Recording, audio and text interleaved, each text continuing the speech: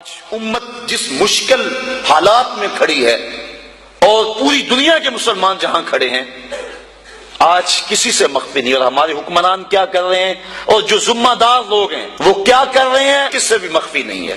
اپنا دین ایمان بیچا جا رہا ہے، تو یہ قرب قیامت کی نشانیاں ہیں۔ تو آج وہی بچے گا جو اللہ کی کتاب قرآن مجید کے ساتھ لگ جائے گا۔ اچھے لوگ تلاش کرے، ضرورت ہے ہماری تلاش کرنا۔ اگر اچھے لوگ کم ہو گئے تو ہم کہتے ہیں چلو نہیں تو نہ صحیح، یہ ہم کیسے کہہ سکتے ہیں جبکہ ہماری ضرورت ہے؟ ہم جگہ جگہ سے ڈنک کھائیں، جگہ جگہ سے ڈسے جائیں، ان اچھے لوگوں تک پہنچنے کی کوشش کریں۔ یہ دنیا چکی ہے اور اس کے دو پڑوں کے نیچے جو بھی آ گیا وہ کچلا جائے گا، بچے گا وہی جو کلی کے ساتھ لگ کے رہے گا۔ تو ہم نے اس کلی کو تلاش کرنا ہے، وہ کہاں ہے؟ ہم کہتے ہیں کوئی بات نہیں، ہم کیا کریں جی، کاروبار کا پتہ ہے ہمیں، کہاں نفع ہے کہاں نقصان ہے، کہاں سودا دینا ہے کہاں نہیں دینا ہے، کہاں کس منڈی سے 2 نمبر مال ملتا ہے کہاں سے 1 نمبر مال ملتا ہے، ہمیں سب پتا ہے۔ دنیا کا سارا شعور اور فہم و ادراک ہم رکھتے ہیں، اور یہاں آ کر ہم بھولے بن جاتے ہیں جی ہمیں کیا کریں، ہمیں تو کوئی صحیح ملا ہی نہیں گا، تم ڈھونڈو تو صحیح۔ ایسے لوگوں کو تلاش تو کرو، در در کی خاک تو چھانو، ایک دن وہ ملیں گے جن کے ملنے سے زندگی پیاری لگنے لگ جائے گی، جن کی قربت میں بیٹھ کے اللہ یاد آئے گا، اور جن کی صحبت تمہیں مالک کے قریب کر دے گی اور تم گناہوں سے خود بخود نفرت کرنے لگ جاؤ۔ بڑے سخت معاملے ہیں آخرت کے۔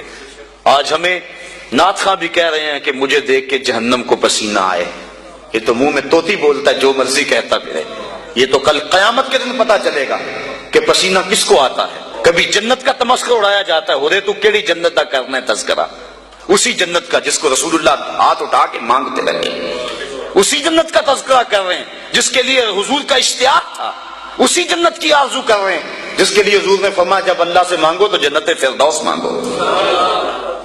تو آج دلیری دی جا رہی ہے، آج پیر بیعت کرنے کے بعد جنت کا پرمٹ دے دیتا ہے۔ آؤ میں پیروں کے پیر کی کہانی سناؤں آپ کو۔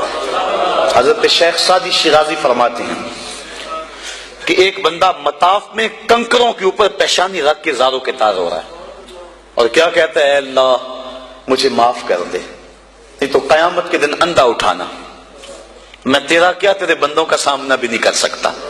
اتنے درد سے روتا ہے کہ لوگ اپنی دعائیں چھوڑ کے اس کے لیے دعا کرتے ہیں۔ ایک بندہ تو چھوڑ چھاڑ کے قریب کھڑا ہو گیا اور کہتا ہے مالک اسے معاف کر دے، مالک اسے معاف کر دے۔ کافی دیر کے بعد وہ شخص جو روتا تھا اٹھ کے جانے لگا، اس کو تجسس تھا کہ میں دیکھوں تو صحیح یہ کون ہے اور اس کو تسلی بھی دوں کہ اللہ بڑا کریم ہے تجھے معاف کر دے گا۔ جب اس نے جھک کے جھانک کر دیکھنا چاہا تو چیخیں نکل گئیں۔ یہ زاروں کے تار ہونے والا وقت کا غوث شیخ عبد القادر جیلانی، آج کا پیر تو گارنٹی دے رہا ہے نا۔ آؤ اس پیر مرید کی کہانی سنا رہا ہوں۔ حضرت جنید بغدادی فرماتے ہیں میرے ماموں نے تنہائی میں مجھے بلایا اور مجھے وصیتیں کی، جب ایک وصیت کی تو میرے پاؤں تلے سے زمین نکل گئی۔ کہنے لگے بیٹا جب میں مر جاؤں تو میری قبر بغداد سے باہر بنانا۔ میں نے پوچھا حضور کیوں؟ فرمانے لگے میری بدعمالیوں کی وجہ سے کہیں بغداد کی مٹی میری لاش کو قبول کرنے سے انکار نہ کر دیں اور میں لوگوں کے سامنے رسوا نہ ہو جاؤں۔ یہ ہیں وہ لوگ تتجافا جنوبہم عن المضاجع، جن کی کروٹیں بستروں سے الگ رہتی ہیں، اللہ کو خوف اور طمع میں پکارتے ہیں، لیکن زندگی کا ایک ایک لمحہ تقوی سے عبارت ہے۔ دنیا میں تکلیفیں سہی۔ حضرت امام جعفر صادق ساری زندگی ٹھنڈا پانی نہیں پیا، فرماتے تھے کیا خبر کہ اس کے حساب میں چکرا جاؤں، اور آپ کے مریدین بیٹھے ہوئے ہیں، آپ بھی بیٹھے ہوئے ہیں، لوگ بیٹھے ہیں، کہا یار آج ایک دوسرے سے وعدہ نہ کر لیں؟ کہا کیا؟ کہا ہم میں سے جو بھی جنت میں جائے وہ دوسروں کو ساتھ لے کے جائے۔ غلاموں نے کہا حضور ہم آپ سے وعدہ کریں، ہم تو آپ کے سہارے پہ بیٹھے ہوئے ہیں۔ کہا تم نہیں جانتے آخرت کے معاملے بڑے سخت ہیں، یہ امام جعفر صادق کہہ رہے ہیں، یہ ان کی زندگی ہے۔ جن لوگوں نے اس بات کا خیال رکھا کہ ہمارے رب نے ہمیں پوچھنا ہے اور ایک ایک بات کا ہم نے جواب دینا ہے، یہ بات درست ہے کہ اللہ اپنے فضل سے معاف کرے گا، لیکن سحری کے وقت اٹھ کے سسکیاں بھرنے والا اور رات شراب خانے میں گزارنے والا کیا قیامت کے دن ایک صف میں کھڑے کر دیے جائیں گے؟ یہ کیسے ہوگا؟ غریبوں کا خون چوسنے والا، بیواؤں اور یتیموں کا مال لوٹنے والا اور رات کی تنہائی میں ان کی مدد کرنے والا کیا ایک صف میں کھڑے کر دیے جائیں گے؟ ایسا کیسے ہو سکتا ہے؟